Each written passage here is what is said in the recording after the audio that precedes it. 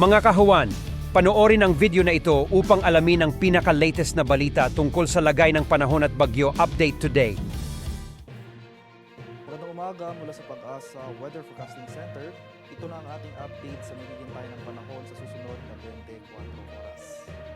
Patuloy natin minomonitor itong low pressure area sa labas ng ating Philippine Area of Responsibility at kanina alas 3 ng umaga huling namataan ito sa layong 455 kilometers southwest ng Zamboanga City.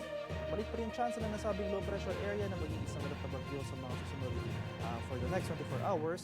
Matitinasan pa rin natin ito na magdudulot ng mga kalat-kalat at pagulan na may pagkulog at pagkidlat sa ilang areas ng southern Mindanao. Samantala makikita natin dito sa ating latest satellite images itong mga makakapal na kaulapan na gumagalaw pakanluran papalapit sa ating bansa. Ito yung epekto ng easterlies o yung mainit na hangin galing sa karagatang Pasipiko. Inasahan natin na mas lalapit or later in the day lalapit pa yung mga kaulapan na ito at magdudulot ng mga pag-ulan sa silangang bahagi ng Visayas at sa Mindanao.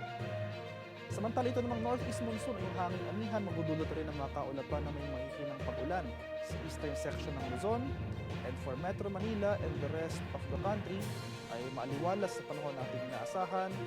May chance pa rin ng mga light rains o nagliang pag-ambon na dala ng amihan dito sa nalalabing bahagi ng northern at central Luzon.